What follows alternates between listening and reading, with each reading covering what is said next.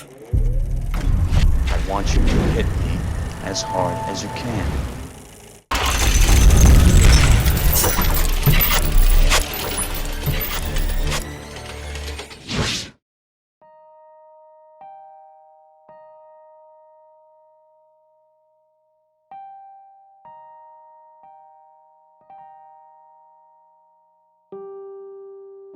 Hi, I'm Luke Ryan for JoBlo.com and welcome to Movie Endings Explained. In this video we're going to be casting our minds back to 1976 to the psychological drama Taxi Driver starring Robert De Niro. A staple of the gritty and dark films being made in 1970s American cinema, the film follows a disillusioned veteran, Travis Bickle. He takes up work as a taxi driver in New York City, preferring to work long night shifts. He has trouble sleeping and is disgusted with the state of the city, spending his nights driving through what he perceives to be the garbage of the streets, the pimps, the crime, prostitution. He detests all of it. Not only is Travis disillusioned, he's disconnected. An insular person who only shares his real feelings with a journal he keeps, the entries of which we hear in voiceover narration throughout the film. When it comes to real human contact and social interaction, Travis struggles. In the first half of the film, he tries romancing Betsy, played by Sybil Shepherd, and what already starts out as a creepy and somewhat unsettling introduction ends quite quickly with Travis's poor choice of a first date, taking Betsy to a porn theater. She promptly dumps him, leaving Travis feeling even more embittered. He eventually begins to form a twisted plan to assassinate Senator Palantine, a presidential candidate, and begins training himself for this act. He acquires guns, lots of guns, and visits a rally to perfect his plot, staking out the situation. At the same time, he encounters Iris, a young prostitute played by Jodie Foster. He's appalled by her situation and wants to rescue her from it, but she insists to Travis that she's better off than being with her parents. When Travis finally decides to make his move against Palantine, he turns up to a rally with his hair shaved into the iconic mohawk look that's so associated with the film, but ultimately he gets cold feet when he's spotted by a Secret Service agent and leaves the rally. As if Travis somehow thought to himself, well, I've got to kill someone today, he goes to the brothel that Iris works at and kills them all in a grisly and graphic shootout, in his mind saving Iris from a life of prostitution.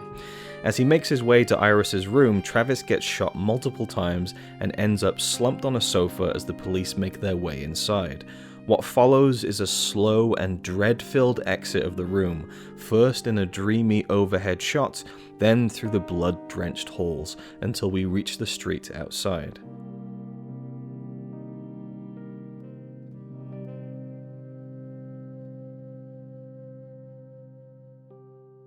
Then we see presumably Travis's wall, adorned with newspaper clippings, praising his actions, proclaiming him to be the taxi driver hero.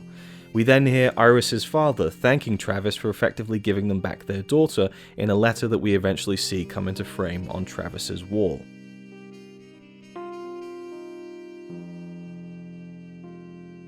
The very last scene, though, sees Travis seemingly back to normal, with a full head of hair and driving his taxi yet again.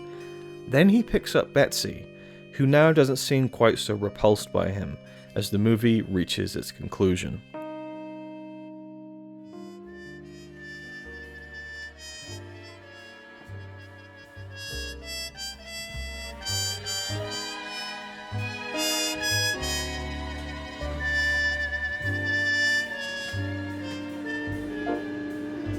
Travis?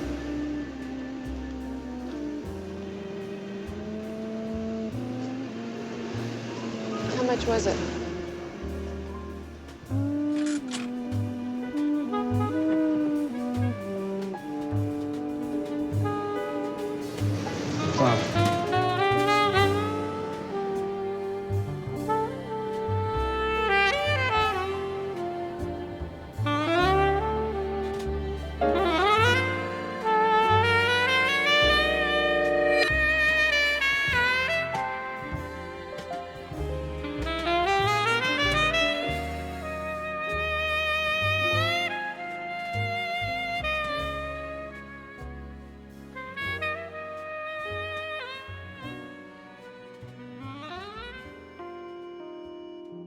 And so the film ends with Travis's view of the city gliding across the screen.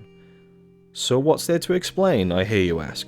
Well, as I say in every video, an outright explanation is impossible in the subjective nature of cinema, but there are a few things to dig into here. The popular theory is that everything after the brothel shootout is a dream, Travis's last thoughts as he dies, imagining that he survives and ends up right back where he was driving his taxi, but lauded as a hero for cleaning up the trash of the city, and with Betsy more open to him again. It's almost a storybook ending for a film so full of raw and uncomfortable darkness.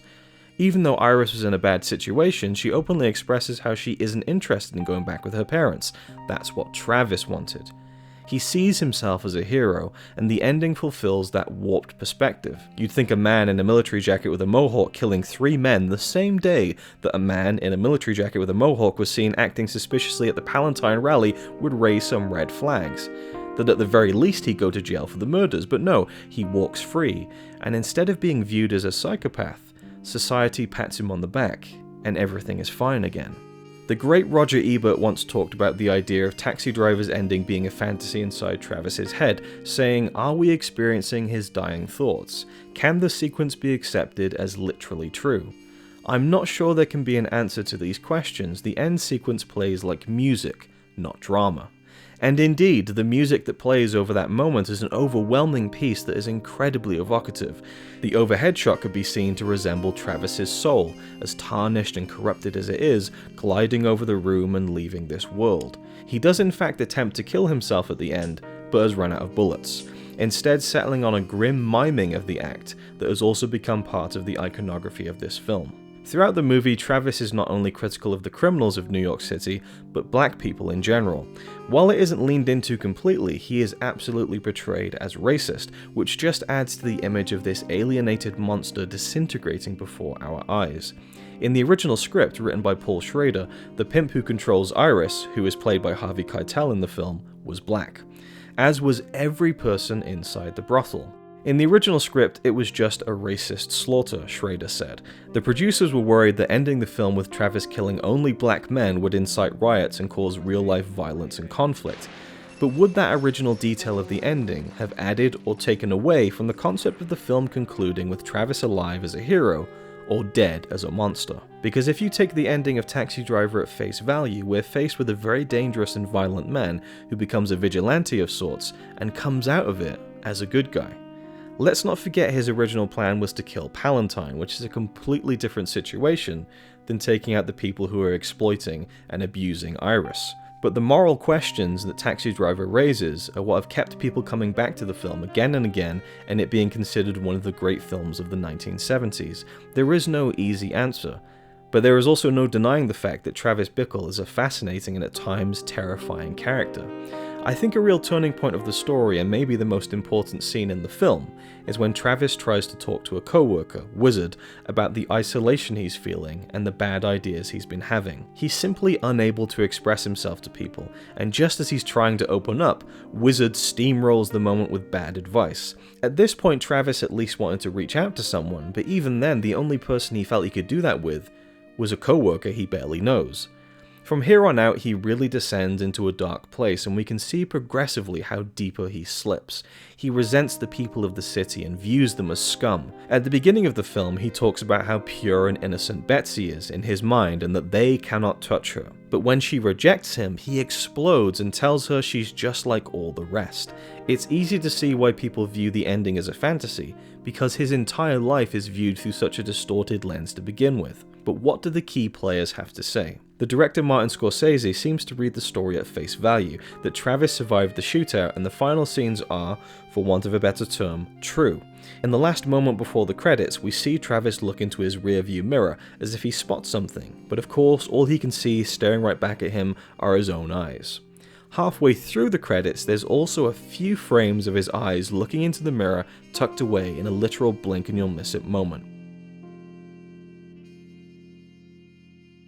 Here's what Scorsese had to say about this in the audio commentary that originally appeared on the 1990 Laserdisc release of Taxi Driver.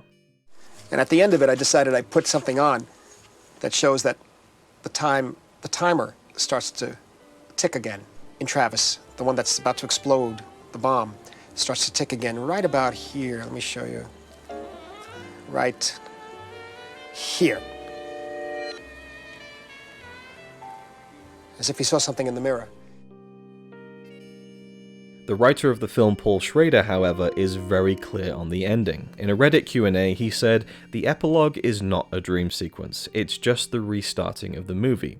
I've always felt that the last frame could be spliced into the first frame and the movie started all over again. However, you are right to say that good movies leave themselves open for interpretation." Robert De Niro also believes the ending is literal and was pushing for many years for a sequel, saying, "I'd like to see where Travis is today. There was something about the guy, all that rage and alienation, that's what the city can do to you."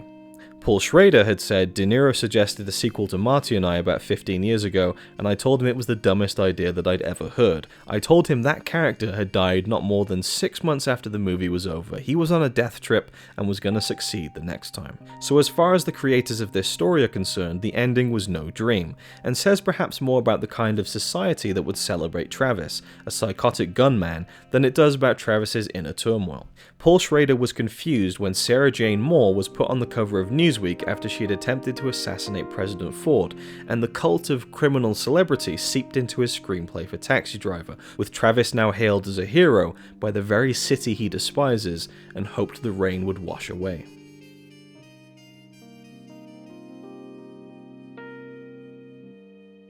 So all told, the ending of the film seems to be fairly clear-cut, and that everything you see, as bizarre as it can be, is the story being told literally. I often find that dying death dream theories hold little water, but I will concede that things do play out a little too neatly for Travis in Taxi Driver's final moments. But the idea that everything we saw was real, and this angry, alienated, and very dangerous man is back on track to explode in another violent episode, is altogether a much more uneasy and disturbing ending than the finale being a fantasy. But after all, good movies do leave themselves open to interpretation. So what do you think?